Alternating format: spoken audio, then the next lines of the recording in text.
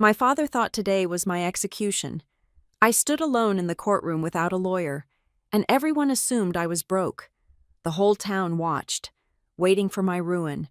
Then, his high-paid attorney looked at my file and turned completely pale. Realizing he was standing on the wrong side of a legal explosion, in that exact moment, my father learned a lesson way too late. My long silence was never weakness. I was just learning how to legally end him. I am 41 years old.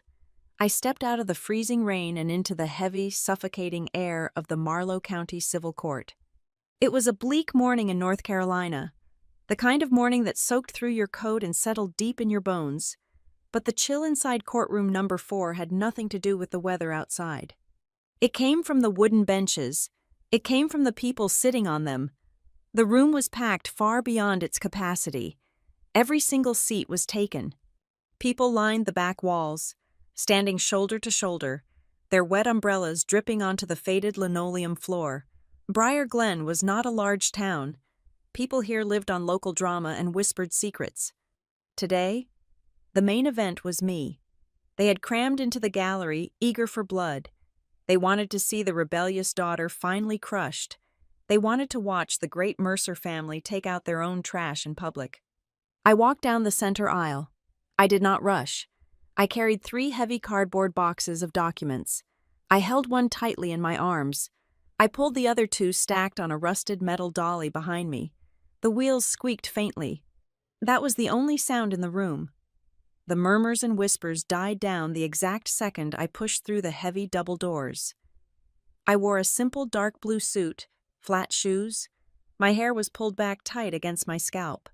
A pair of reading glasses rested on my collar. I did not look like a woman begging for mercy.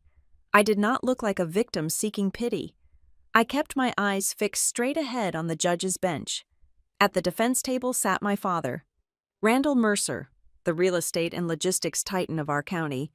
He wore a charcoal suit that probably cost more than my entire apartment. He sat perfectly straight, his chest pushed out, owning the space. He looked like a king waiting for a peasant to kneel. He owned the local warehouses. He owned the trucking routes. He basically owned half the town council. Beside him sat my brother, Cole Mercer, the golden boy, the heir apparent. Cole was scrolling on his phone, acting completely bored, playing the part of the untouchable prince who had much better places to be. And flanking them both was their ultimate weapon, Vernon Pike. Vernon Pike was not just a lawyer, he was a corporate executioner. He charged $1,000 an hour to bury his client's enemies under mountains of procedural motions. He was the man you hired when you wanted to drain the opposing side of every single penny before a trial even began. Pike leaned back in his expensive leather chair. He tapped a heavy gold pen against his legal pad. He did not even bother to look up when I reached the plaintiff table. I was nothing to him. I was just another annoying bug to be squashed before his lunch break. I set my boxes down. The dull thud echoed loudly in the high ceiling room. I opened the top box and pulled out my primary binder. Randall turned his head. He looked at me, taking in my damp suit and my distinct lack of legal counsel. He looked at the empty chair beside me. A cruel, practiced smile stretched across his face. He leaned back. He took a slow breath. He spoke. He did not whisper to his lawyer. He projected his voice so the sound would carry perfectly to the crowded gallery behind us. You could not even afford a lawyer. The words hung in the stale air. They were designed to cut deep. They were a public declaration of absolute power, a reminder of my place at the bottom of his world. A few scattered chuckles drifted from the back rows. My father's friends, his golf partners, his dependent contractors. They were laughing with him. They were laughing at me. The crowd believed him completely. Of course they did. For the past 8 months, my father had fed them a single, relentless narrative. He had painted a masterpiece of character assassination across every country club dinner and church gathering. According to the gospel of Randall Mercer, I was mentally unstable. I was bitter and crazy after a messy divorce. I had suffered a breakdown, sabotaged the family company files out of pure spite, and then come back crawling, demanding unearned financial benefits. They all thought I was here to throw a desperate pathetic tantrum. They thought I was a broken woman trying to squeeze a few pennies from a generous, long-suffering father. I did not answer him. I did not flush with anger. I did not lower my head. I simply opened my thick binder and laid it flat on the dark oak table. I arranged my pens. I took a slow, steady breath. The heavy wooden doors behind the bench swung open. The bailiff called the room to order. Everyone stood. Judge Celeste Wren walked in and took her seat high above us. Judge Wren was an absolute institution in Marlow County. She had iron gray hair cut in a sharp, unforgiving bob. She had eyes that missed absolutely nothing. She did not tolerate time wasters. She did not entertain fools. She adjusted her microphone. She opened the case file placed before her. She looked down at the paperwork. Usually, when a self-represented litigant stands before a judge, you see a flash of deep irritation in the judge's eyes. You see pity mixed with annoyance. People who represent themselves usually bring messy, handwritten complaints full of emotional rambling and zero legal standing. They waste the court's precious time. Judge Wren looked at my filing. She did not sigh. She did not blink. She turned the first page, then the second. The silence in the room began to stretch. It stretched so long that the gallery stopped shuffling their wet feet. People stopped coughing. People held their breath. Judge Wren's eyes moved rapidly across the dense text. She paused. She traced a line with her finger. There was no pity in her gaze. There was no annoyance. There was only razor-sharp professional caution. She looked at the document as if she had just reached into a dark drawer and touched the cold steel of a loaded gun. It was a look of pure, unadulterated respect for the danger hidden in those pages. She looked up from the binder. She looked straight at me. She did not say a single word, but the entire atmosphere in the room shifted. The air grew thinner. The pressure dropped. At the plaintiff table, Vernon Pike let out a quiet sigh of boredom. He reached out with his manicured hand and pulled his copy of my opposition binder toward him. He expected a joke. He expected a handwritten plea about family fairness and emotional distress. He expected something he could get dismissed in exactly 5 minutes. He casually flipped open the heavy cover. I watched his hands. I watched his face. Pike grabbed the corner of the first page to turn it. But his fingers suddenly stopped. His hand froze completely in midair. His eyes darted to the top left corner of the document. Then his eyes snapped to the center. Then to the footer. The expensive gold pen slipped from his grip. It clattered loudly onto the wooden table. Pike flipped quickly to the next page. Then the next. He turned the pages faster and faster. His breathing changed. The smug, relaxed posture vanished instantly. His shoulders tensed so hard they practically touched his ears. The healthy color completely drained from his face. His expensive tan seemed to wash away right there in the chair, leaving him looking like a sick, terrified old man facing a firing squad. He stared at the signature block. He stared at the forensic accounting seals. He stared at the complex case citations and the specific formatting of the financial reconstructions. He recognized the work. He recognized the brutal, surgical precision of the legal arguments. He leaned forward, his nose almost touching the paper. He whispered. The courtroom was so utterly silent that his whisper carried across the tense gap between our tables. My God, is that really her? It was barely a breath. But it was enough. It was everything. Randall heard it. He frowned heavily. He turned his head to look at his high-priced lawyer. For the first time in his long, arrogant life, my father saw Vernon Pike lose his rhythm. Pike was not looking at the judge. Pike was not looking at my father. Pike was staring dead at me. His eyes were wide. They were filled with a sudden, suffocating panic. He was looking at me like I was a ghost. He was looking at me like I was a predator that had just quietly locked the courtroom doors from the inside. Randall shifted uncomfortably in his chair. The triumphant, mocking smile slipped right off his face. Complete confusion replaced it. He looked from his terrified lawyer to the stack of papers, and then finally, he looked back at me. His eyes searched my face. He tried to find the frightened little girl he used to yell into submission. He tried to find the daughter who always backed down to save the family name. I met his gaze. I did not blink. I felt my pulse beating slow, calm, and steady. I was totally at peace. Randall did not know yet. He was about to find out.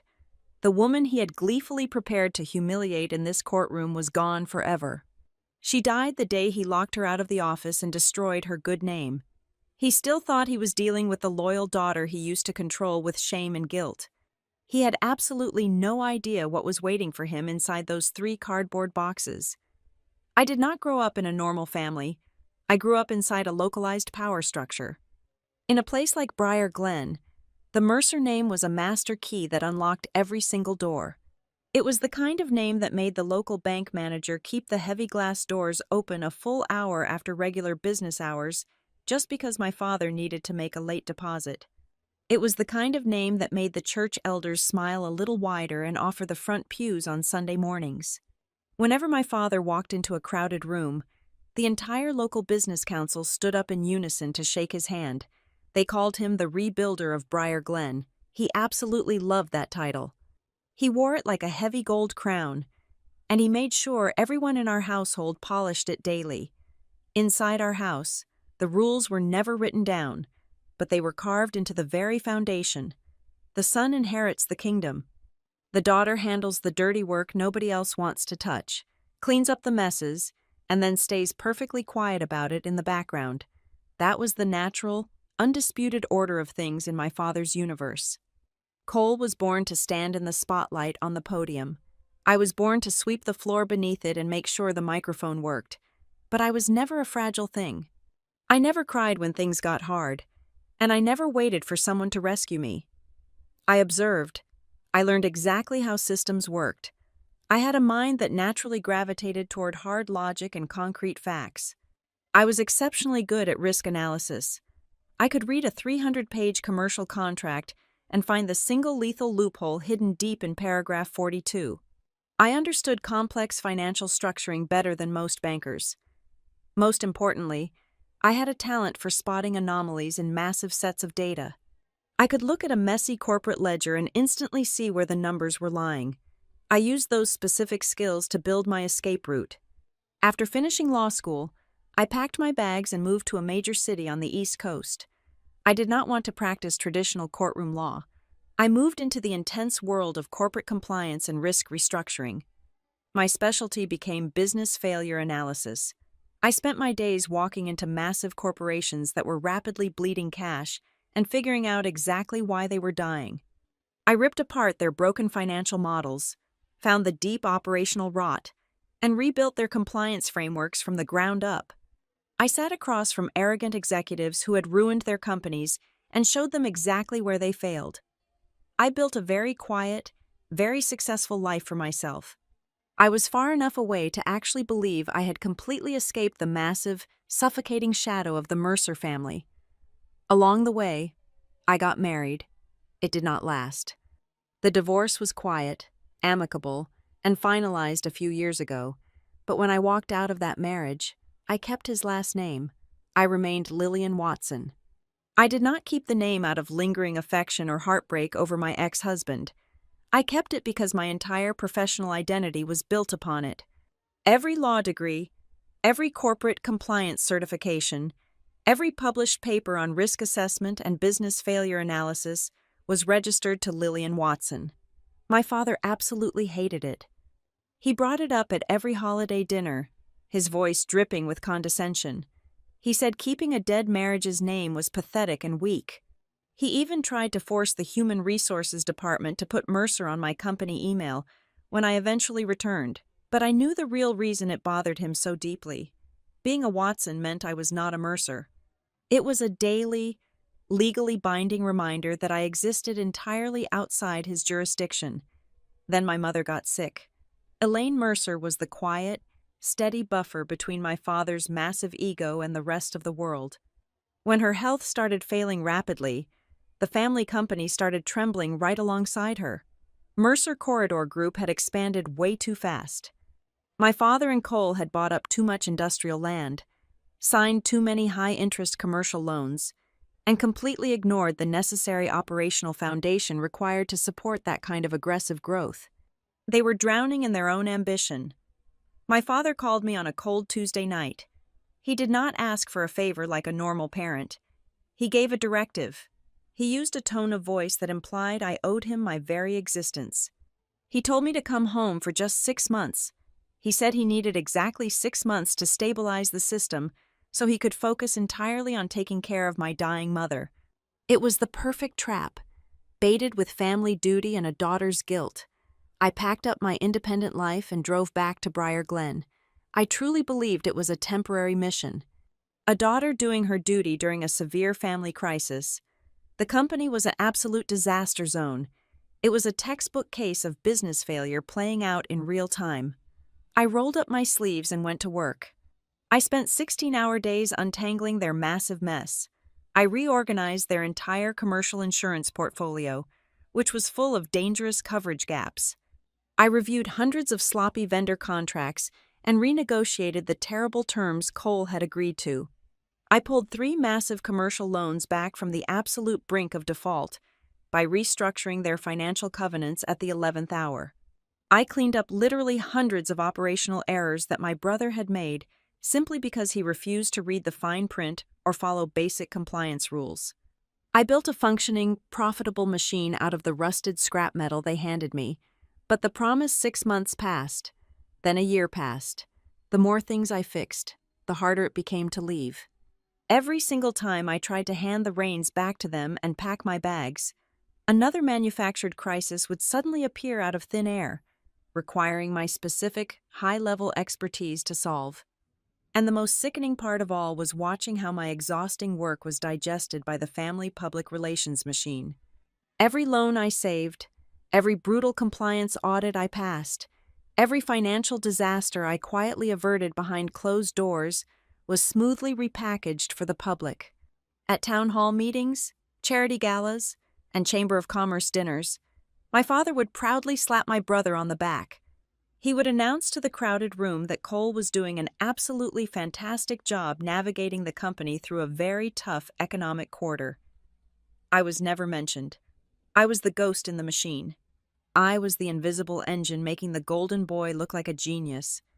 It took me far too long to understand the dark reality of my situation. I used to think my father resented me because I was a woman, or because I was not his chosen heir to the local throne. But sitting in that dark office late at night, watching Cole take full credit in the local newspaper for a complex risk mitigation strategy I had spent 3 weeks building from scratch, the cold truth finally hit me. My father did not hate my talent. He actually relied on it to survive. He desperately needed my brain to keep his empire from collapsing. The only thing Randall Mercer truly hated was the fact that my talent existed entirely outside his direct control. He did not bring me back just to fix his company. He brought me back to break my independence. He wanted to own my mind the exact same way he owned those massive logistics warehouses out on Highway 9. He wanted to consume my identity until there was nothing left but a useful tool for the Mercer legacy. The lifeblood of Mercer Corridor Group was concrete, steel, and government disaster relief funds. We operated in a very specific, highly lucrative sector. We bought up massive tracts of cheap industrial land, developed sprawling logistics warehouses, and aggressively bid on post-hurricane redevelopment projects along the eastern seaboard. In that specific industry, the physical construction was only 20% of the actual work. The other 80% was navigating a brutal, suffocating labyrinth of federal regulations, state environmental permits, and municipal tax codes. Where massive streams of public and private cash flowed, mountains of complex paperwork followed. Before I returned to Briar Glen, the company was drowning in that paperwork. They were losing bids because their financial disclosures were a complete mess. I was the one who stopped the bleeding. I locked myself in a windowless conference room for 14 hours a day and built a bulletproof internal compliance framework from scratch. I designed rigorous auditing protocols. I standardized our vendor vetting process. Because of my architecture, the company suddenly qualified for massive federal redevelopment grants. We secured multi-million-dollar commercial credit lines at incredibly low interest rates. We locked in state tax exemptions that saved the company hundreds of thousands of dollars a quarter. Naturally, at the end of the fiscal year, my father stood at the head of the boardroom table, raised a glass of expensive bourbon, and proudly credited every single one of those financial victories to Cole. My brother loved the applause. He thrived on the adrenaline of closing a big deal and the prestige of shaking hands with state senators. What he absolutely hated was the slow, meticulous process of doing things legally. He despised being checked. He viewed my compliance framework not as a shield protecting the company, but as an annoying speed bump slowing down his personal ambition. Cole started finding creative ways to bypass my system. It started small. I noticed that several new landscaping and site clearing vendors had been onboarded without completing the mandatory background financial checks. They were shell companies. Backyard suppliers set up by his drinking buddies to catch the runoff cash from our massive construction budgets. Then I noticed the payment structures. Cole was intentionally breaking down large vendor invoices into smaller, distinct clusters of payments. He was authorizing wire transfers just under the $10,000 federal reporting threshold to avoid triggering automatic bank alerts and internal compliance reviews. In the world of corporate finance, we call that structuring. In the eyes of the federal government, it is a massive red flag for fraud. I started digging deeper into the digital archives. That was when I found the first forged document. It was a routine soil testing clearance invoice for a new warehouse development out on the county line. The invoice had a strange, irregular approval stamp. I pulled up the digital routing log. My blood ran cold. Right there at the bottom of the screen, glaring back at me, was my own electronic signature. The system recorded that I had personally reviewed and approved the clearance at 11 o'clock on a Tuesday night. I had never even opened that specific project folder. I had never seen that invoice in my life. I checked another file, then another. My digital signature was stamped across dozens of expedited payments that completely bypassed my department. I immediately printed the logs and walked straight into Cole's corner office. I dropped the papers flat on his glass desk and demanded a full, independent forensic audit of the entire payment system. Cole did not even flinch. He just laughed. He leaned back in his leather chair, tossed his pen onto the desk, and smoothly blamed the entire discrepancy on a glitch in the recent accounting software migration.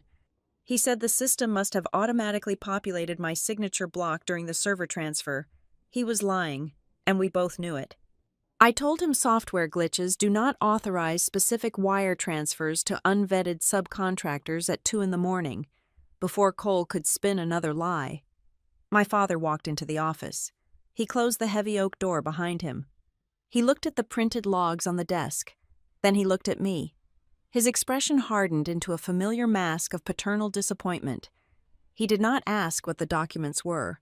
He did not ask why I was upset. He simply wanted the conflict to end so the machine could keep moving. He told me to lower my voice. He said I was overreacting to a minor administrative oversight. When I pushed back, pointing out the severe legal liabilities of forged compliance documents, he cut me off completely. He stepped closer, invading my personal space, and lowered his voice into a dangerous, commanding register.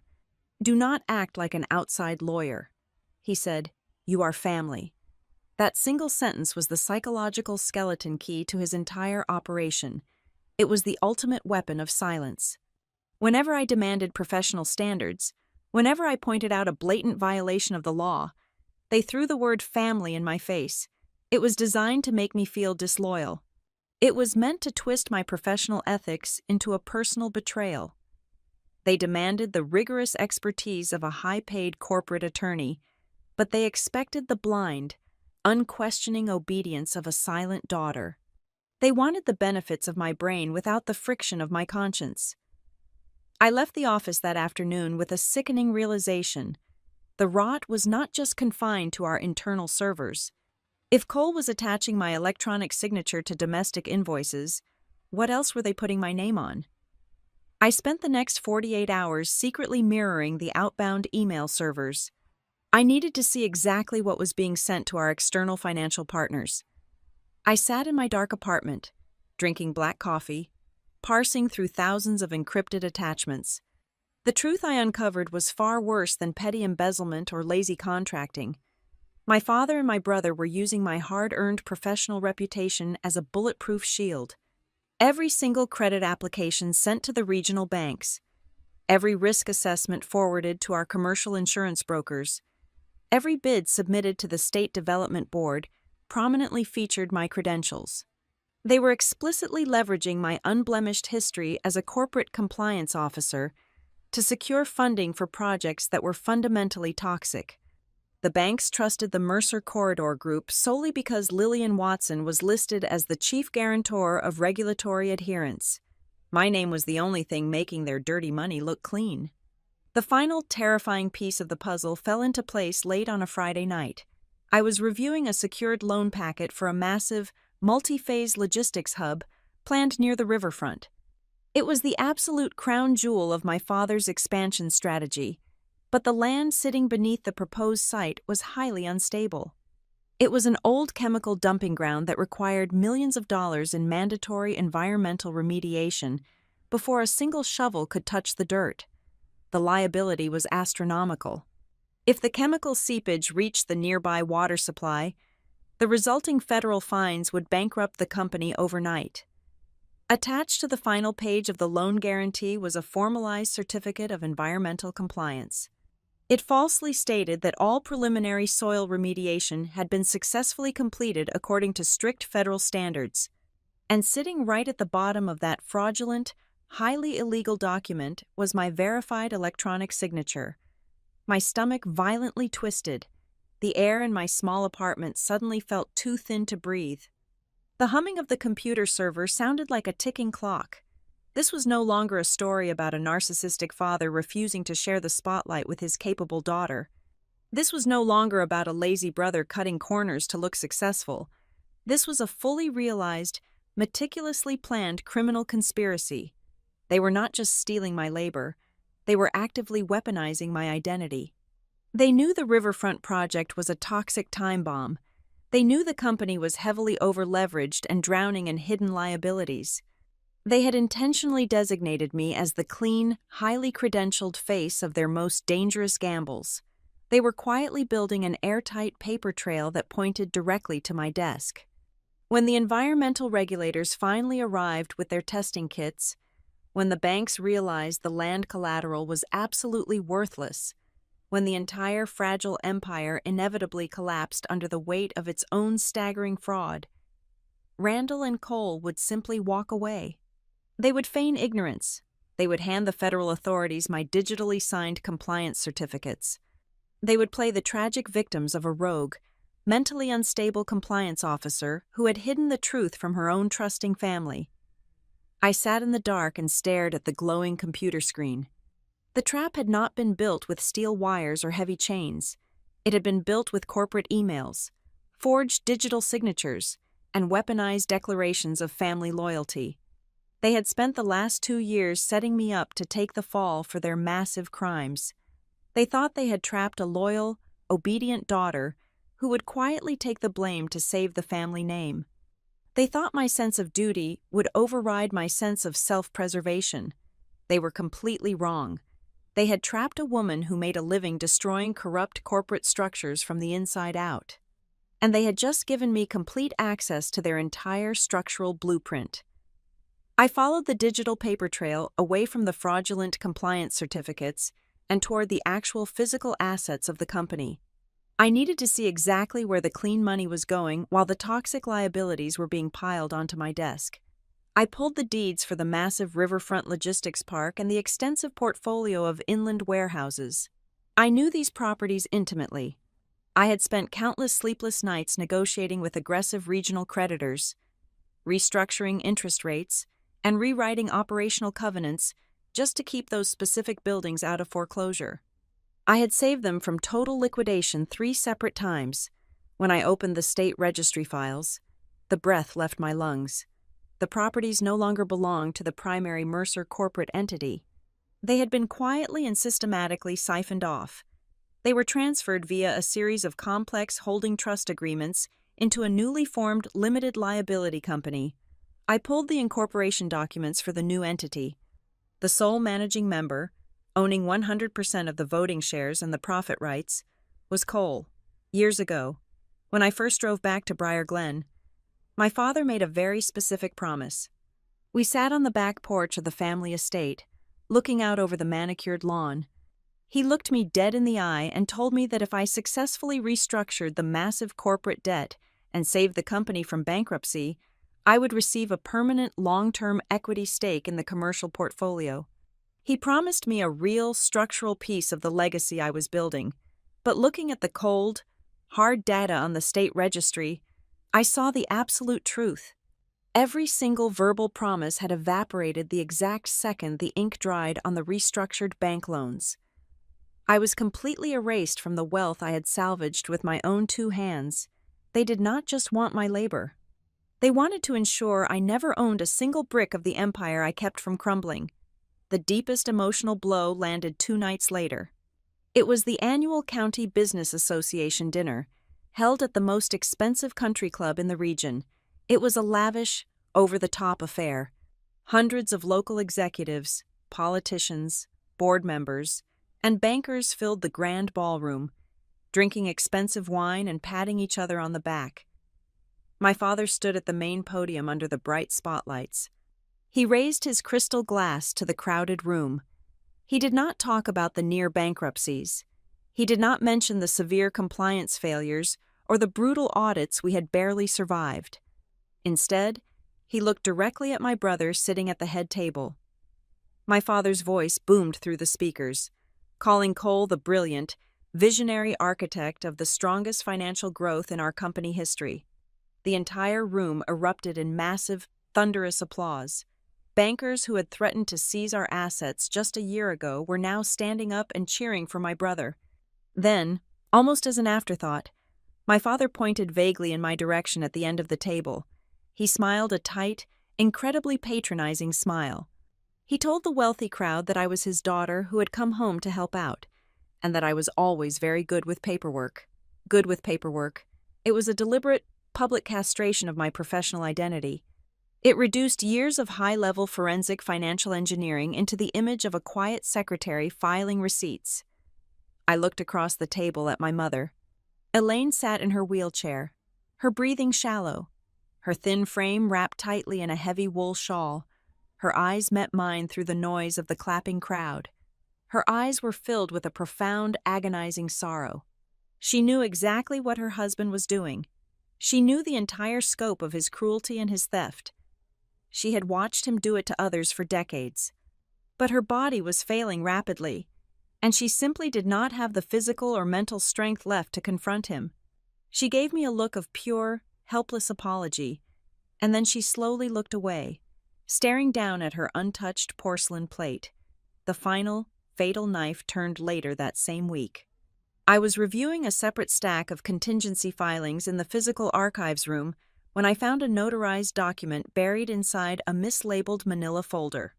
It was a personal financial guarantee agreement.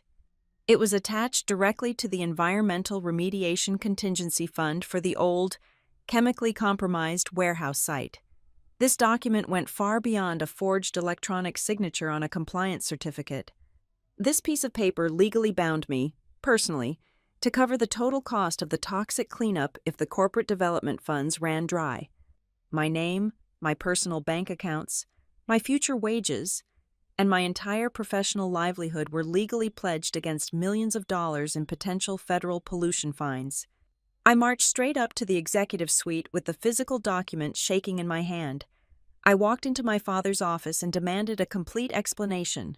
Randall did not even flinch. He did not raise his voice.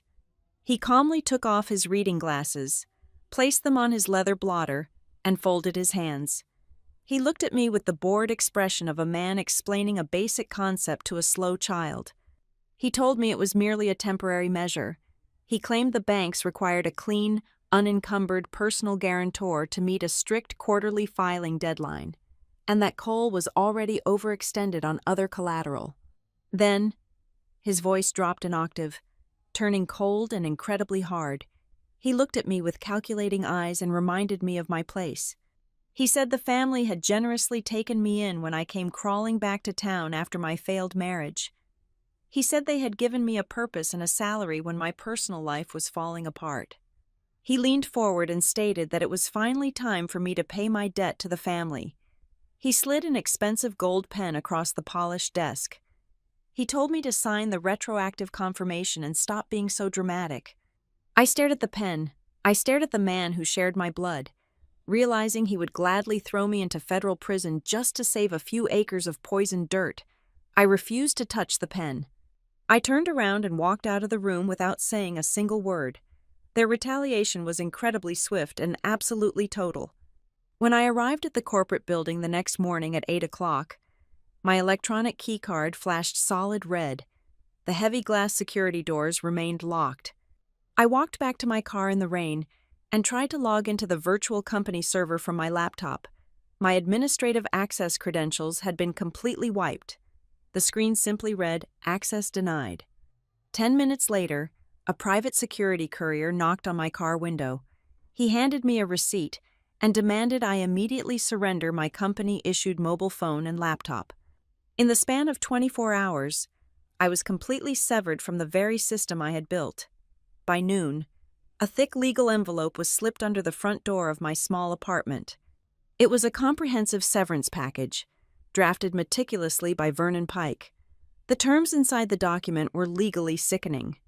If I wanted to receive a meager 2 months of basic living expenses, I had to sign a clause explicitly admitting to severe administrative errors and gross negligence in the compliance department. The package also included an ironclad non-disclosure agreement that would legally gag me for the rest of my natural life. They were trying to force me to purchase my own silence by signing a false confession. If I signed it, I would willingly hand them the exact loaded gun they needed to blame me for the environmental fraud. But the true, suffocating horror of their plan was not the firing, the locked doors, or the aggressive legal threats. The real shock was how fast and how perfectly they weaponized the entire town against me. By Friday evening, a single, perfectly synchronized narrative had flooded the streets of Briar Glen. I did not have to read the local paper to hear it. I felt it everywhere. I heard the whispers at the grocery store. I saw the judgmental stares at the gas station. Randall and Cole had seeded the story with surgical precision through their vast network of country club friends and church elders. The town was buzzing with the tragic, pitiful news about the Mercer daughter. People whispered that I had become dangerously unstable. They said the pressure of the job had completely broken my fragile mind. They claimed I was still bitterly acting out from my divorce. The story they swallowed whole was that I had completely botched the corporate files out of sheer, hysterical incompetence, caused massive financial damage to my generous father, and then simply ran away when confronted with my massive mistakes. They did not just want to take my money and my labor, they wanted to completely rewrite history. They needed to publicly destroy my credibility so thoroughly that if I ever tried to stand up and tell the truth about their massive financial frauds, I would sound like nothing more than a crazy, bitter woman looking for petty revenge. They left me with zero income, no legal representation, and a ruined reputation in a town that worshipped the very ground they walked upon. They expected a storm. My father and brother built their entire strategy on the assumption that I would react like a wounded animal. They waited for me to bang on the heavy glass doors of the corporate headquarters. They waited for me to call the local newspaper and scream about the massive injustices I had suffered. They anticipated tearful voicemails and furious text messages demanding an explanation. Instead, I gave them absolutely nothing. I severed the cord. I disappeared completely from their emotional radar. I did not call. I did not write. I packed my remaining personal belongings into the trunk of my car and drove away without looking back in the rearview mirror. I needed a place to regroup, a bunker where their influence could not reach me. I found it directly above the old, independent pharmacy on the edge of town. It was a tiny, drafty apartment with peeling paint and pipes that groaned whenever the wind blew. The rent was exactly $450 a month. To survive the initial shock of having zero income, I liquidated the few expensive items I owned. I sold a diamond necklace my ex-husband had given me for our 5th anniversary. I pawned a vintage watch I had bought with my first big corporate bonus. I secured enough cash to keep the lights on and buy groceries for at least 8 months. I did not ask a single person in Briar Glen for a loan. I refused to give my family the satisfaction of seeing me beg. 3 weeks after I moved into the apartment above the pharmacy, my mother passed away. Her death was quiet, a slow fading out that mirrored how she had lived her final years inside that sprawling estate. I attended the funeral, standing at the very edge of the cemetery, far away from the front row where my father and Cole played the roles of the grieving patriarch and the dutiful son. I left before the final prayer. 2 days later, a probate attorney sent me a thick manila envelope. Inside was a small, brass padlock key and a piece of paper detailing a lease for a climate-controlled storage unit on the highway. The unit was registered solely in my mother's name. I drove to the facility late at night. I expected to find old photo albums, childhood keepsakes, or perhaps her collection of antique porcelain that my father hated looking at. I slid the metal door up. The overhead bulb flickered on. There were no sentimental souvenirs inside. There was no porcelain. The small room was stacked from floor to ceiling with heavy-duty plastic bins, tightly bound banker's boxes, and several metal filing cabinets. It was an archive. My mother had never been a rebel. She never raised her voice at dinner, and she never openly challenged my father when he verbally crushed people to get his way. But she was not blind. She knew exactly who she was married to. She understood his terrifying habit of making a promise in the morning and completely denying it by the afternoon. She knew he lived his life rewriting reality to suit his needs. So, in the total silence of her long marriage, she became a meticulous historian. She hoarded the truth. She kept everything, operating like a ghost preparing for the inevitable day when the actual facts would need to be proven. I sat on the cold concrete floor and started opening the boxes. The sheer volume of raw data was staggering. I found printed email chains dating back almost a decade. I found handwritten meeting notebooks detailing off the record board discussions. There were thick stacks of unedited insurance policies and original vendor contracts before Cole had taken a black marker to the terms. Most importantly, I found a small waterproof lockbox containing 4 external hard drives. I plugged the first drive into my laptop. The drive contained hundreds of hours of raw audio files. They were digital recordings of internal corporate conference calls. I clicked on a file dated roughly 7 months prior, right around the time the massive riverfront warehouse development was aggressively expanding. The audio was crystal clear. I heard my father's voice, sharp and commanding. I heard him explicitly ordering the finance department to push millions of dollars in secondary vendor payments through the system immediately. I heard a junior accountant nervously state that the external auditors had not yet reviewed the specific risk profiles for those accounts. My father cut the accountant off, demanding the wire transfers happen before the sun went down, specifically stating they needed to bury the invoices before the audit team arrived the following Monday. I listened to the recordings until the sun came up. This was no longer just my word against theirs. This was not a vague moral dispute about a daughter being treated unfairly by a patriarchal family. This was hard, undeniable evidence of systemic, deliberate fraud. The documents and audio files in my mother's secret vault did not just show isolated incidents of bad judgment. They formed a cohesive, undeniable pattern of criminal behavior.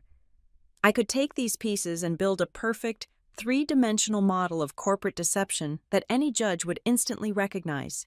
My mother had given me the exact ammunition I needed to tear the empire down. As I dug deeper into the legal correspondence files, I noticed something incredibly revealing about Vernon Pike. The legendary, undefeated corporate lawyer was fundamentally blind.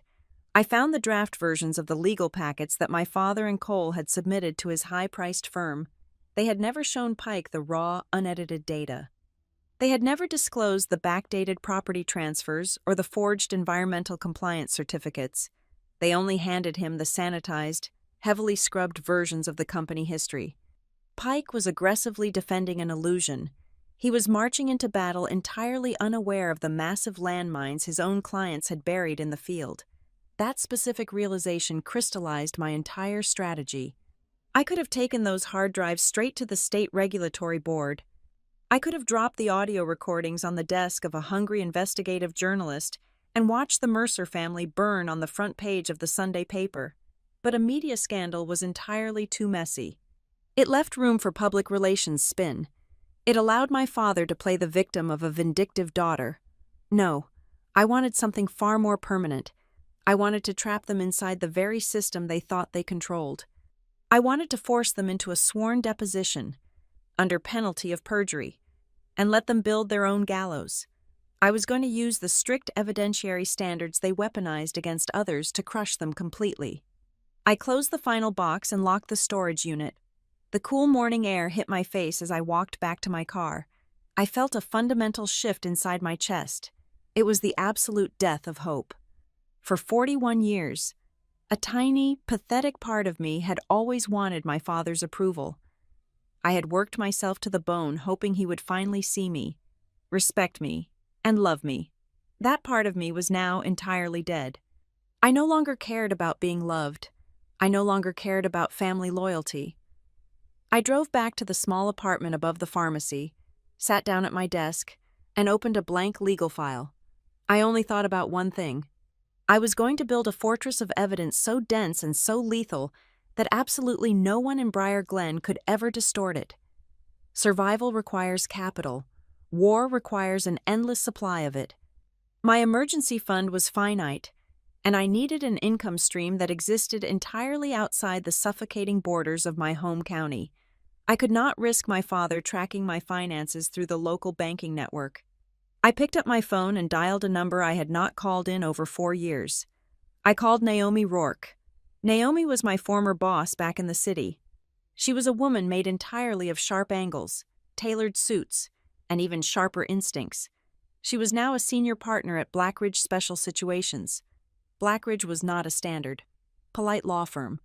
They were a boutique corporate warfare outfit.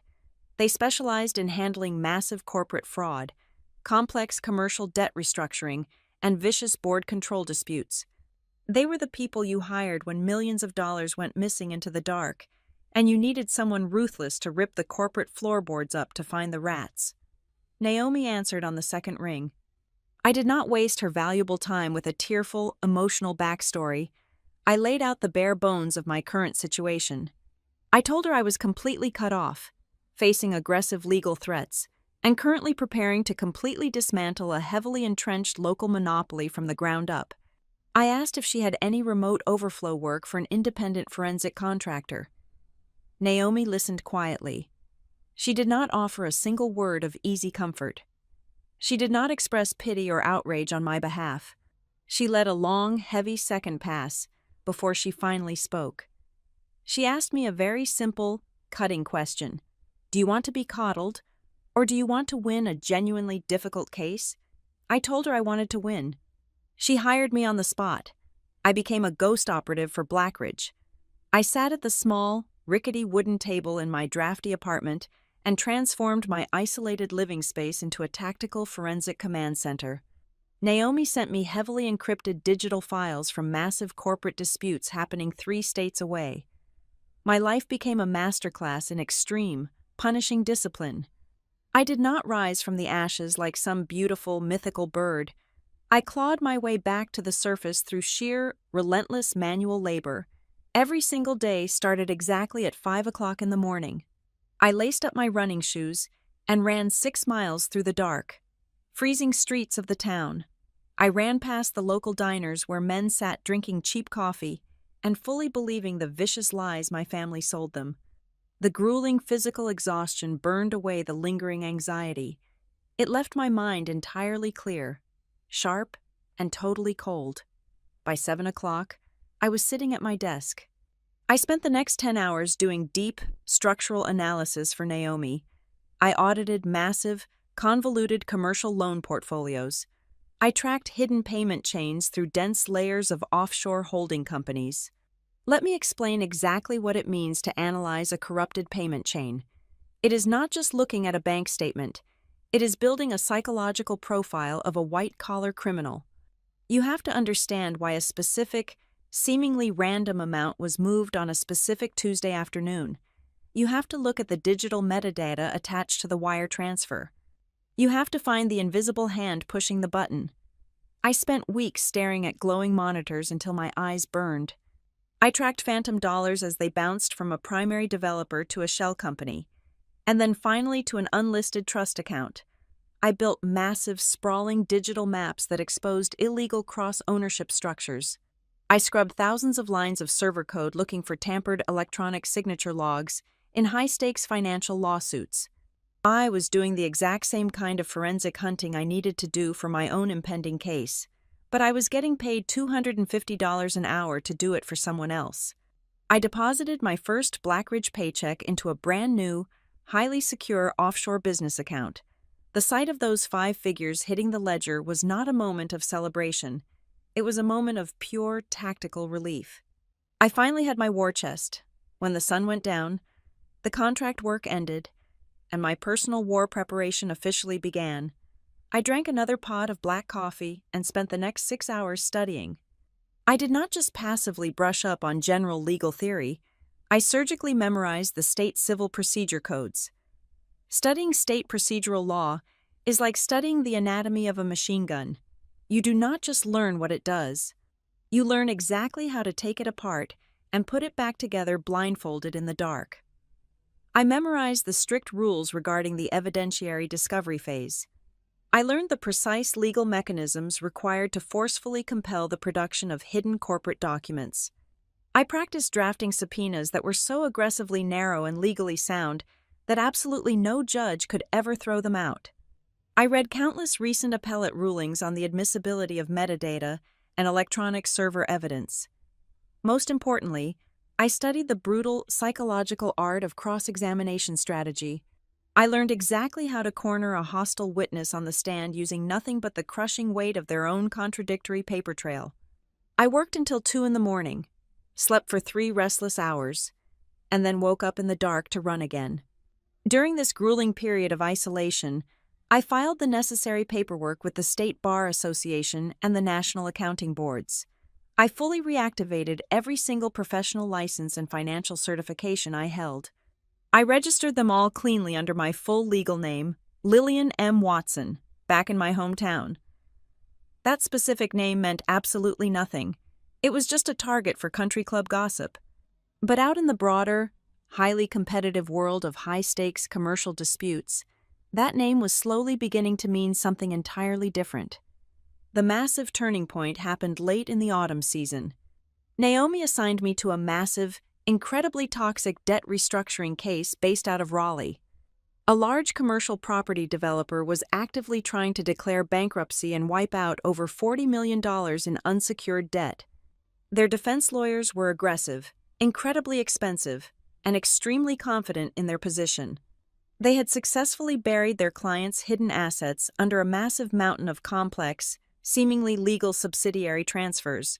The Blackridge legal team was hitting a solid brick wall in court. I took the developer's entire financial history and broke it down to the absolute molecular level. I spent 90 straight hours comparing their internal ledger dates against the county property tax assessments. Eventually, I found the fatal, hidden flaw. I discovered a 14-day window where the subsidiary holding companies technically did not legally exist, meaning the massive asset transfers were legally void from the moment they were signed. I wrote a 40-page forensic analysis detailing exactly how the developer committed systematic bankruptcy fraud. My analysis was a masterpiece of lethal accounting. I did not use aggressive adjectives. I did not use emotional language or make moral judgments. I used cold, hard, undeniable math. I built a chronological timeline so airtight that it left the opposing counsel absolutely zero room to maneuver. Naomi took my printed analysis into the final settlement conference in Raleigh. She dropped my report on the polished mahogany table. The opposing counsel, a team of 20 seasoned corporate lawyers, read my findings and completely folded within 2 hours. They surrendered entirely. Word travels incredibly fast in the small, insular community of commercial litigation. People started asking Naomi exactly who found the structural flaw in the Raleigh case. She gave them my full name. Almost overnight, My name began circulating quietly among the top-tier commercial lawyers and financial forensic experts across the entire state. They started actively seeking out my independent consulting services to solve their own impossible cases. That specific case in Raleigh taught me the most vital lesson of my entire career. It fundamentally changed how I viewed the impending legal battle with my own family. I finally realized that the most dangerous person in a courtroom is never the person shouting the loudest. It is never the man with the most expensive custom suit or the biggest local reputation. The truly dangerous person is the quiet professional sitting at the table who knows exactly which specific piece of paper will make the loudest opponent lose their voice completely. While I was out building this lethal new reality, my father was sitting in his plush climate-controlled office, smoking an expensive cigar, firmly believing I was struggling to pay my winter heating bill. He thought the total isolation would eventually break my spirit. He thought poverty and social shame would force me to surrender. He pictured me crying in a dark room, totally desperate for his forgiveness and a small allowance. He was completely oblivious to the monster he had inadvertently created. I was not starving. I was upgrading. I was systematically stripping away every single weakness, every ounce of emotional sentimentality, and every remaining trace of the obedient, desperate daughter he once knew. I was forging myself into the exact type of relentless professional that veteran lawyers double-check their own files for before daring to underestimate. My revenge was not going to begin with a sudden, messy explosion of anger. It was not going to be a dramatic, screaming confrontation on his perfectly manicured front lawn. It was going to be a quiet, highly methodical execution. I was elevating my own capabilities to such an extreme level that the men who had casually crushed me would not even recognize the apex predator standing directly in front of them until the steel trap had already snapped shut on their necks. The total isolation of my new life broke on a freezing Tuesday evening. Someone knocked hard on the heavy wooden door of my apartment above the pharmacy. I looked through the peephole and saw Milo Serrano standing in the pouring rain. Milo was the former systems administrator for the entire corporate network. He looked completely exhausted, his shoulders slumped under a soaked jacket. My brother had fired him without warning exactly 14 days prior, publicly blaming him for a massive, catastrophic failure in the digital security protocols.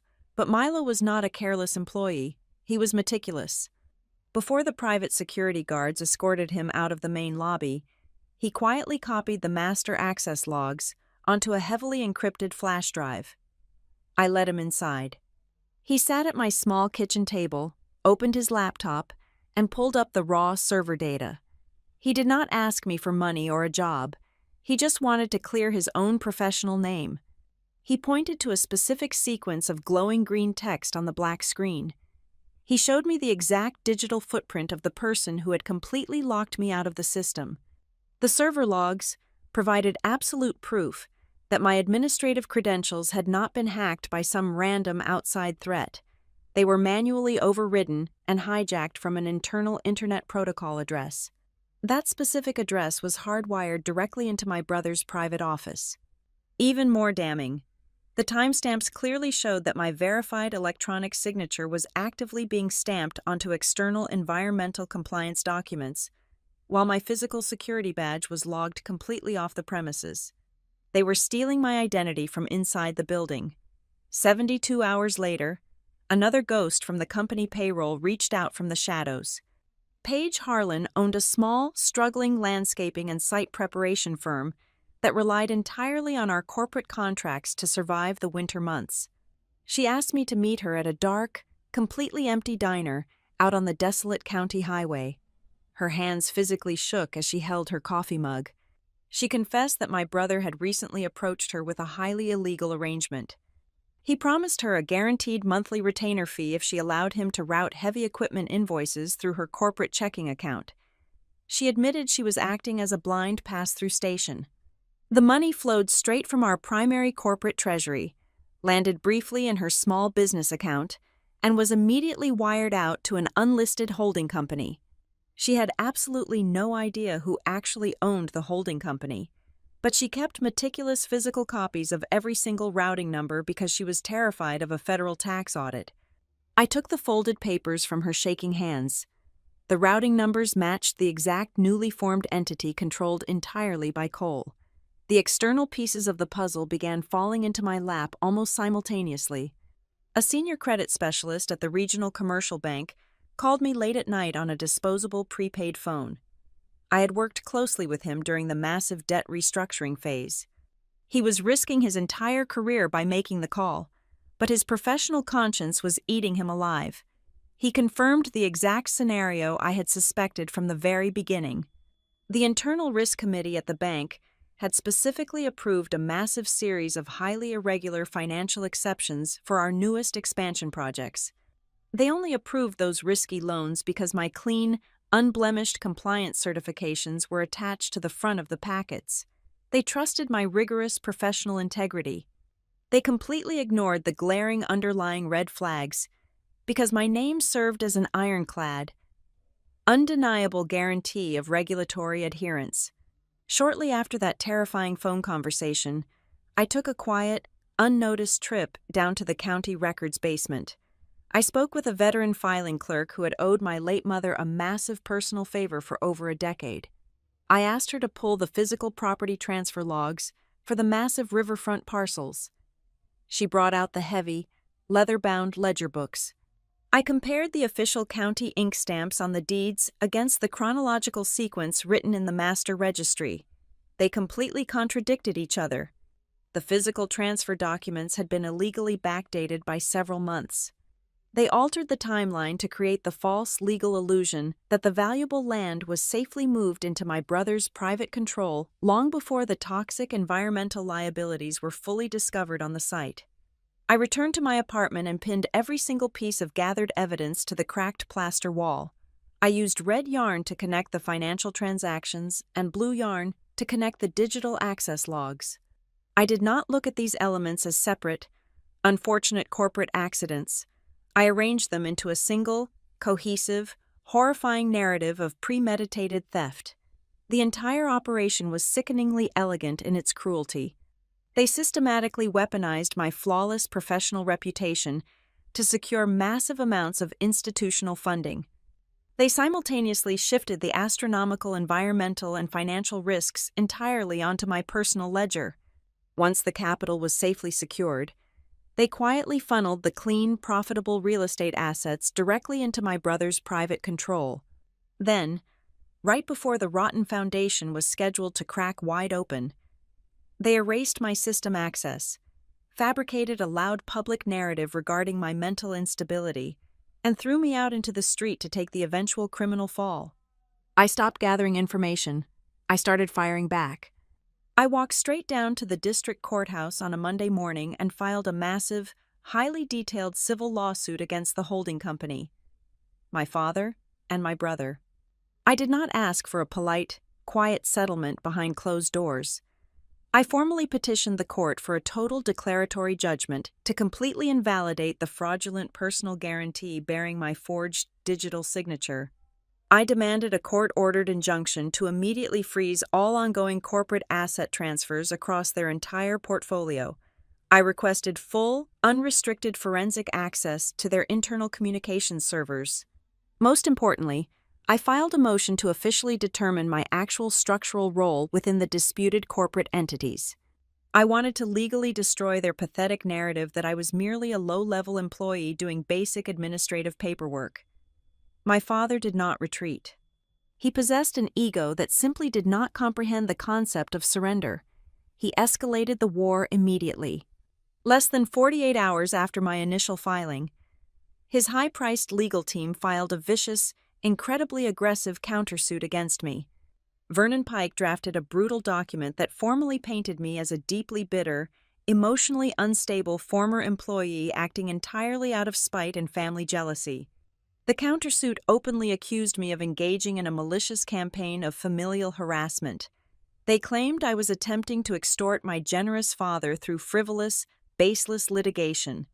Randall was executing the classic, brutal game of corporate attrition. He knew I had zero formal income on paper. He firmly believed his overwhelming financial advantage would crush me. He fully intended to drag out the legal discovery process for years. He planned to bury me under massive mountains of expensive procedural motions and completely drain my limited financial resources. He thought he could starve me out until I was forced to sign a suffocating settlement agreement just to avoid living on the street. He planned for a long, slow, agonizing siege. But he fundamentally failed to account for the massive internal weakness of his own son. The sudden, highly public court filing of my lawsuit sent a massive shockwave straight through the regional financial sector. The commercial lenders actively monitor the local court dockets for risk. One of our primary institutional backers read the injunction filing and instantly panicked. They immediately froze a massive, multi-million-dollar financial expansion package that Cole desperately needed to keep his new shell companies afloat. They flatly refused to release the pending construction funds until the legal dispute was completely resolved. That single frozen credit line completely shattered my brother's arrogant, untouchable facade. The Golden Boy panicked entirely, operating under the terrifying sudden realization that his untraceable cash flow was completely dead. My brother rushed back to the executive office late at night and began frantically trying to cover his muddy tracks. He started mass deleting sensitive internal emails. He altered digital vendor contracts in the system. He hastily shifted funds between various accounts, trying to hide the shell companies from the impending court subpoenas. But Cole was not a systems architect. He was just a thief in a very expensive suit.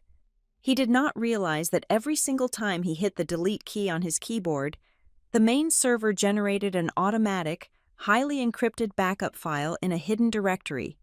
In his absolute desperate panic to destroy the evidence before the judge could see it, the Golden Boy was systematically generating a massive, irrefutable digital footprint pointing directly toward his own undeniable guilt.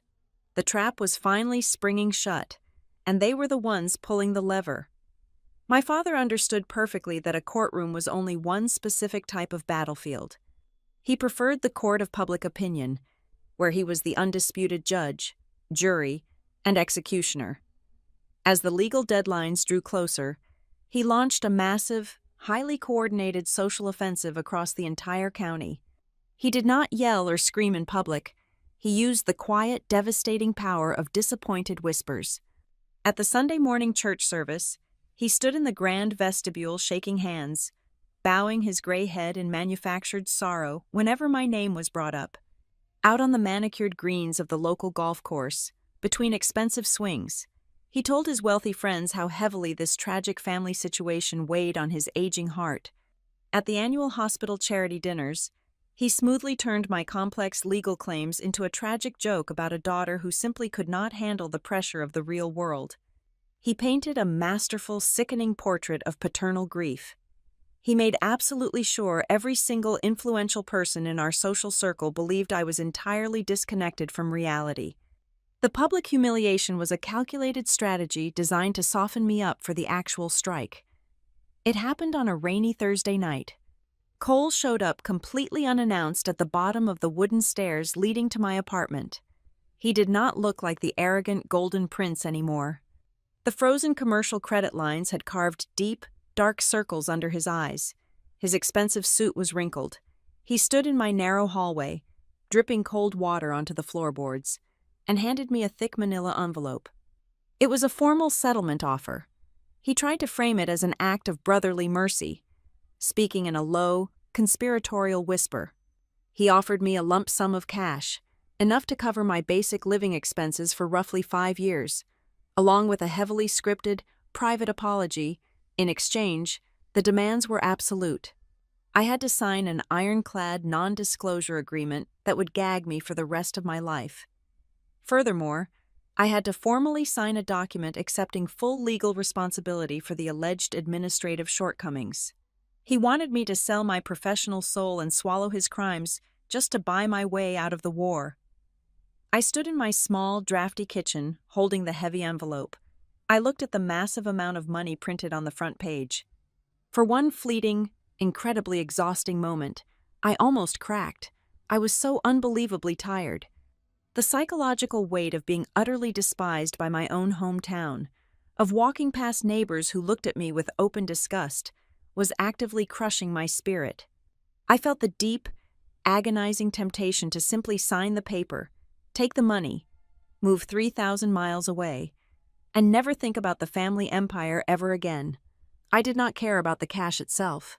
I just fiercely craved an exit strategy that did not involve publicly dismantling my own flesh and blood under the harsh fluorescent lights of a courtroom. I walked over to the stack of cardboard boxes my mother had left me in the storage unit. I opened the top lid, looking for nothing in particular, just needing to touch something real to ground myself. Right on top of a stack of old insurance policies was a small, torn piece of yellow notepad paper. I recognized Elaine's slanted handwriting immediately. It was a single sentence she had written down during one of my father's previous, unrelated corporate battles. "He is betting that you will be ashamed before he has to be." That single sentence hit me like a physical blow. It ripped away the heavy exhaustion and replaced it with a blinding, cold clarity. My father was actively weaponizing my own inherent sense of decency against me. He knew I hated public scandals. He was heavily counting on my ingrained habit of protecting the family reputation to force my ultimate surrender.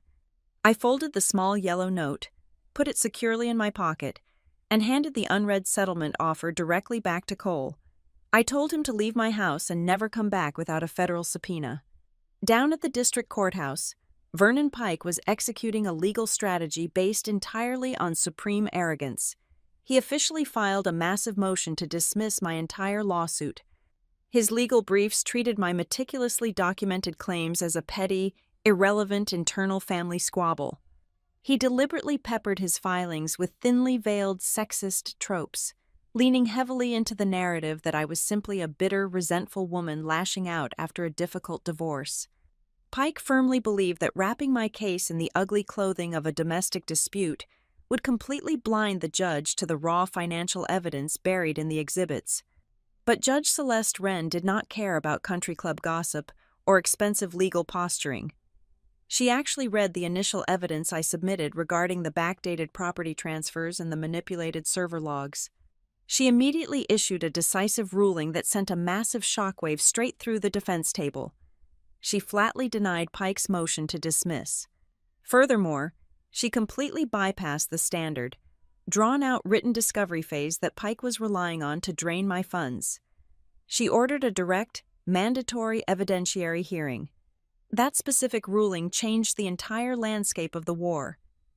It meant there would be no hiding behind written affidavits crafted by expensive public relations teams. My father, my brother, and their entire legal team would be forced to sit in a physical room, under oath, and answer direct questions in front of a live audience. With the trial date officially set, I faced a critical strategic decision. Thanks to the massive offshore paychecks I was earning from my remote consulting work, I possessed more than enough liquid capital to hire a top-tier corporate litigation team from the city. I could have hired a ruthless bulldog attorney to stand in front of me and do the heavy shouting. I deliberately chose not to. I officially filed the paperwork to represent myself. I did not do it out of arrogance or a desire to save a few $1,000s. I did it because I needed absolute, surgical control over the narrative. If I hired an outside lawyer, they would naturally try to soften the blows. They would look for professional courtesy, a way to make the destruction of a prominent local businessman look slightly less ugly for the sake of courtroom decorum. I did not want decorum. I wanted to hold the scalpel myself. I wanted to dictate the exact rhythm of their collapse, beat by beat, without any external filters making it easier for them to swallow. I spent the final 2 weeks barricaded inside my apartment, transforming the chaotic mountain of raw data into a lethal, streamlined weapon. I built a comprehensive, strictly color-coded physical filing system. I bought dozens of heavy-duty binders and stacked them across my living room floor. The red binders contained the irrefutable proof of the illegal cash flow and the hidden vendor payments. The blue binders held the certified digital access logs, proving the internal identity theft and the server manipulation. The yellow binders tracked the backdated asset transfers and the fraudulent real estate deeds. The gray binders contained the exact transcripts of their own wildly conflicting testimonies and public lies. Finally, there was one single, thick black binder. The black binder held the absolute kill shots. It contained the exact, unredacted documents that would permanently destroy their professional credibility and leave them entirely defenseless against federal auditors. As the days ticked down to the hearing, I completely stopped going into town. I stopped running in the early mornings. I vanished entirely from the public eye. Down at the local diner and the hardware store, the residents of Briar Glen took my total isolation as a clear, undeniable admission of defeat. They whispered happily over their coffee cups that the crazy daughter had finally run out of steam. They assumed I was hiding in my dark apartment, too terrified to face the righteous anger of my powerful family. They thought my quietness meant I was losing the war. They did not understand the fundamental nature of the battlefield I had built. I had stopped defending myself in public because I no longer needed the audience to believe my story. Public opinion is a fragile, entirely useless thing when you are holding absolute, mathematical proof of a crime. I did not need their sympathy or their understanding anymore. I had something infinitely more powerful than the approval of a corrupt hometown. I had the complete, unbreakable structure of the truth, perfectly categorized by color, and waiting patiently to be unleashed. The night before the hearing, the air in Briar Glen grew heavy, cold, and completely still. It was the suffocating, terrifying silence that always preceded a devastating storm. The entire town seemed to hold its collective breath, waiting to see exactly how the famous family would publicly execute its rogue member. Across town, sitting at the head of a massive mahogany dining table inside his sprawling estate, my father hosted a private dinner for his inner circle of dependent executives and loyal golf partners. He poured expensive aged scotch into heavy crystal glasses. He raised his drink to the ornate ceiling and promised the sycophants sitting around him that tomorrow morning he was finally going to put Lily back in her absolute proper place. He did not view the impending trial as a legitimate legal threat to his massive empire. He still viewed me entirely as a domestic discipline problem. To Randall, the county judicial system was merely another blunt instrument he could comfortably use to enforce total family obedience. While my father arrogantly celebrated his guaranteed victory with his wealthy friends, my brother was actively drowning his mounting anxiety in cheap liquor. Cole drank entirely too much in the dark corner of his massive modern living room.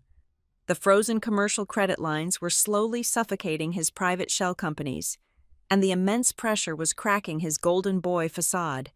His tongue grew loose, careless, and incredibly arrogant. He stumbled into the master bedroom and began loudly bragging to his wife about their brilliant, foolproof legal strategy for the following morning. In his drunken stupor, he let slip a massive, fatal secret. He laughed uncontrollably as he admitted that their terrifying $1,000 an hour lawyer, Vernon Pike, had absolutely no idea who he was actually fighting. Pike had thoroughly reviewed several highly specialized financial documents bearing the name Lillian M. Watson, but the arrogant lawyer had never once connected that professional corporate signature to the broken, emotional daughter he was preparing to humiliate. Cole's wife sat quietly on the edge of the mattress, listening to her husband ramble and boast. She was entirely sick of the suffocating, toxic Mercer family dynamic. For years, she had silently watched the men in the family constantly force the women to swallow their pride, hide their intelligence, and remain perfectly quiet just to protect fragile male egos. She despised the way they casually destroyed people to maintain their flawless public image. Late that night, long after Cole had passed out face down on the expensive cotton sheets, she picked up her mobile phone. She sent me a highly encrypted, completely anonymous message. She explicitly warned me that the opposing legal team was fully preparing a brutal character assassination protocol. Their entire courtroom strategy relied heavily on painting me as an unqualified, completely hysterical woman who had zero professional standing or legal capacity to even read the complex corporate ledgers, let alone audit them for fraud. I sat alone in the dim, flickering light of my small apartment and read the glowing text message on my phone screen. I did not panic. I did not feel a sudden rush of fear. I calmly walked over to my desk and opened the thick black binder resting firmly on the wooden surface. I turned the heavy pages until I reached a specific, deeply buried file. I wanted to verify a document that seemed incredibly small, but was absolutely, fundamentally toxic. It was the official public registry and case wrap-up of a massive corporate restructuring lawsuit that had taken place in Raleigh exactly 2 years ago. Vernon Pike had been the lead defense attorney for the corrupt developer in that specific case. He had lost that massive trial catastrophically. He lost because the opposing counsel had completely dismantled his aggressive defense using a flawless, bulletproof financial forensic analysis report. I looked down at the formal signature line on the bottom of that old, archived report. The brilliant structural analysis that had publicly humiliated Vernon Pike, completely destroyed his defense strategy, and cost his prestigious firm millions of dollars in the settlement, had been personally authored by a remote forensic consultant named Lillian M. Watson. I stared at the thick paper in the quiet room. I could have easily sent a digital copy of that specific document to Pike's downtown office that very night.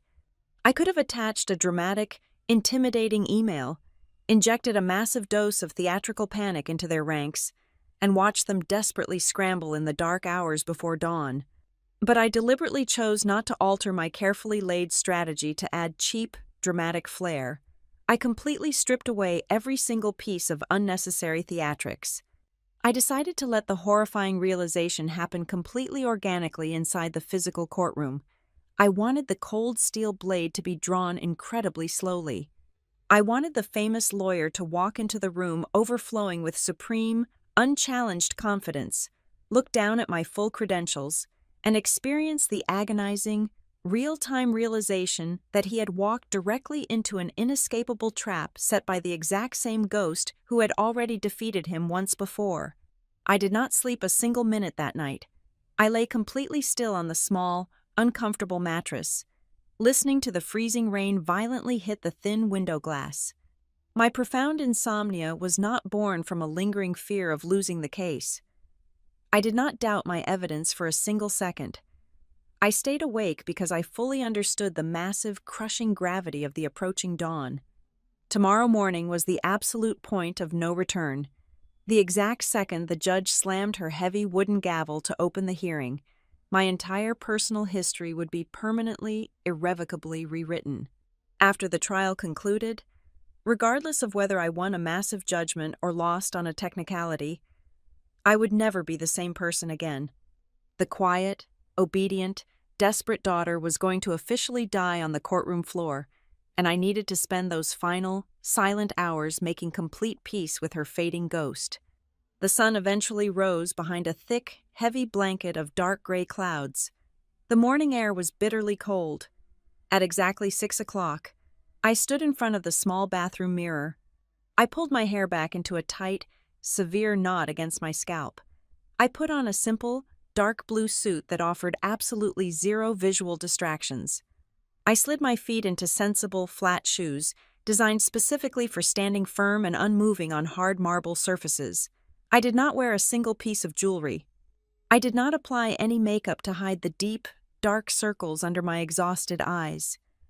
I gathered my heavy cardboard boxes from the living room floor. I only packed the exact physical items, server logs, and printed emails that I could unequivocally prove to the absolute bitter end. I drove to the district courthouse in absolute ringing silence. I kept the car radio turned off.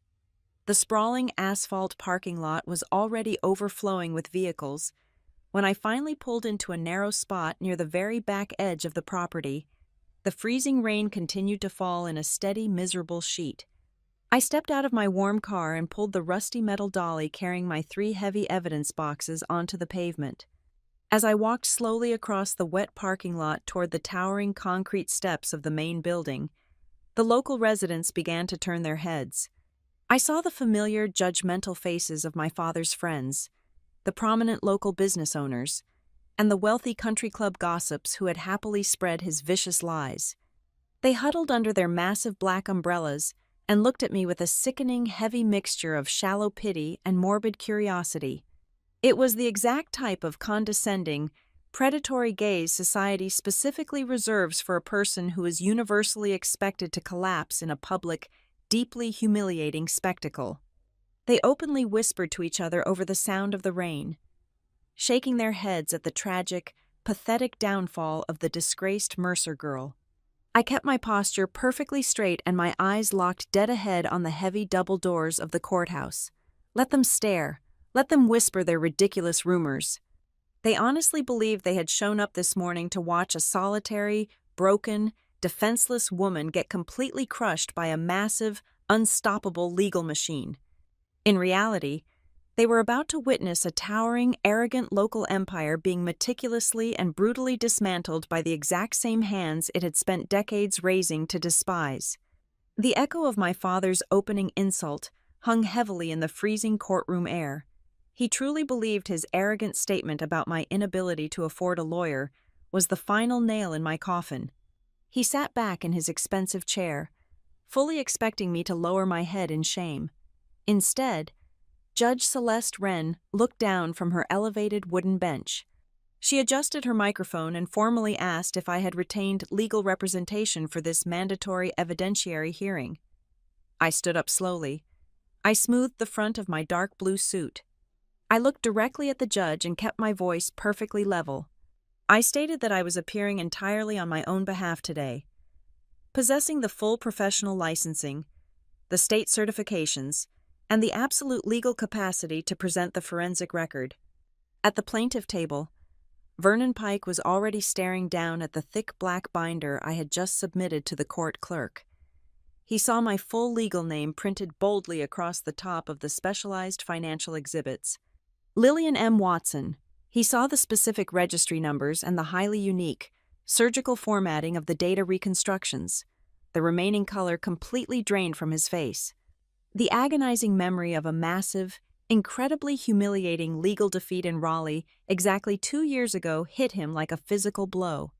The brilliant, remote forensic architect who had completely dismantled his defense strategy and cost his prestigious firm millions of dollars in that famous settlement was not a ghost. She was standing right across the aisle. His heavy gold pen slipped from his fingers and clattered onto the desk. He froze completely and whispered the words that broke his arrogant facade. My God, is that really her? Randall did not understand the deep, painful legal history between his high-priced lawyer and myself, but my father understood the raw dynamics of power. He turned his head and saw the pure, unadulterated panic radiating from Vernon Pike. In that exact fraction of a second, the mocking smile died on my father's lips. Looking at the terrified face of the most ruthless corporate executioner in the state, my father finally felt a cold, paralyzing wave of genuine fear toward his own daughter. I did not waste the court's time with a dramatic theatrical performance. I did not stand in the center of the room and deliver a tearful, emotional speech about family betrayal or moral failings. The time for feelings had passed months ago. Now was the time for the blade. I opened my files and began systematically linking the heavy steel chains tight around their necks. I introduced the certified server logs that proved the internal identity theft, showing exactly how my administrative access was hijacked from inside the executive suite. I laid out the complex wire transfer receipts detailing the illegal backyard vendor network Cole had built. I presented the forged personal guarantee they had secretly attached to the toxic warehouse site. I displayed the illegally backdated county land deeds side by side with their own internal corporate emails. Those emails explicitly outlined their premeditated intention to shift the massive environmental liabilities onto my desk while hiding the clean assets in newly formed shell companies. The absolute truth did not just come from my mouth. It came from the very people they had casually discarded and manipulated. Milo Serrano took the witness stand and swore under oath that the digital security overrides were authorized entirely by my brother. The senior regional bank specialist nervously testified that millions of dollars in risky commercial credit were only approved because my unblemished professional reputation was attached as a shield to the fraudulent loan applications.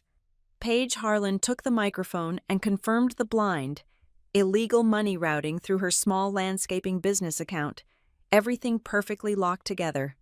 The invisible, suffocating web my family thought they had so cleverly spun in the dark was now a giant, undeniable steel cage sitting directly under the bright fluorescent lights of the courtroom. The breaking point arrived during cross-examination. I called my brother to the stand. Cole walked up to the wooden box looking like a hollow, terrified shell of the golden boy he used to be. The frozen commercial credit lines and the crushing weight of the incoming evidence had completely destroyed his nerves. I did not yell at him. I did not pace around the room. I stood perfectly still and relentlessly boxed him into a corner, using his own conflicting metadata and his panicked, deleted emails. I handed him a printed server log from a Tuesday night in late October. I asked him to read the internet protocol address out loud. Then I handed him the physical security badge swipe records for that exact same night. I calmly asked him to explain to the judge how my verified electronic signature was actively approving a highly toxic waste site assessment at the exact same moment my physical body was logged as being miles away from the corporate building. Under that crushing, clinical pressure, Cole completely snapped. His voice cracked loudly, echoing off the high ceiling. He practically yelled his desperate confession into the microphone. He frantically admitted that they had forged my signature. He tried to save himself by throwing our father directly under the bus. Cole cried out that Randall had explicitly assured him that I would eventually just clean up the massive administrative mess for the family like I always did. He confessed that they truly believed they had the absolute right to use my name and my credentials without ever asking for my permission. Judge Celeste Wren did not need to retreat to her chambers to deliberate. The absolute scale of the financial fraud and the sheer cruelty of the setup were staggering. She leaned forward, her eyes blazing with professional fury, and issued a rapid, devastating series of bench rulings right there on the spot. She instantly ordered a total freeze on all disputed corporate assets across their entire real estate portfolio.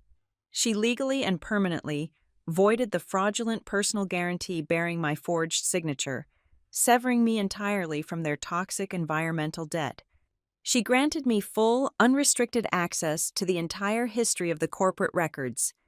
She officially appointed a ruthless independent forensic firm to audit the entire Mercer holding structure. Before she struck her heavy wooden gavel to close the hearing, Judge Wren looked directly down at my father. She stated for the permanent public court record that my structural role in the Mercer system was a foundational, highly critical pillar of the business. She explicitly noted that my work was never merely basic paperwork support, entirely destroying the pathetic, demeaning narrative my father had peddled to the town for months. The heavy wooden doors swung open, and the gallery began to slowly empty. The heavy, suffocating silence of total, absolute defeat settled over the plaintiff table. Vernon Pike was already packing his expensive leather briefcase, refusing to even look his ruined clients in the eye. I quietly stacked my documents back into the heavy cardboard boxes. Randall slowly stood up and walked over to my table. His broad shoulders were slumped forward. The untouchable titan of Briar Glen suddenly looked like a very old, very broken man. He looked at the massive boxes of evidence. Then he looked up at me. His voice was hoarse and quiet, as he asked if this was my idea of revenge. I looked him dead in the eyes. I felt absolutely nothing for him anymore. No anger, no sadness, no lingering desire for his validation. I gave him the cold, precise truth. No, this is the bill for all the times you confused silence with consent. I turned my back on him for the final time. I pushed the rusted metal dolly down the center aisle of the courtroom. I did not stay to claim the broken throne of his crumbling company. I did not want a single dirty brick of his ruined empire. I pushed the heavy double doors open and walked down the wide stone steps of the courthouse. The freezing morning rain had finally stopped, leaving the air sharp and clear. I stepped out into the daylight with my entire identity fully and legally restored. I was no longer a quiet shadow trapped inside the suffocating walls of my father's kingdom. I was a woman who had meticulously rebuilt the truth, entirely by the book, at the exact right moment. I was strong enough to completely dismantle a corrupt local dynasty, and I walked away knowing I had forced the most dangerous lawyer in the room to recognize my absolute power long before my own father ever did. Thank you so much for listening to this story. Please leave a comment and let me know where you are listening from so we can connect and share our thoughts together. I invite you to subscribe to the Maya Revenge Stories channel, like this video, and support us even more by hitting the hype button so the story in this video can be heard by many more people.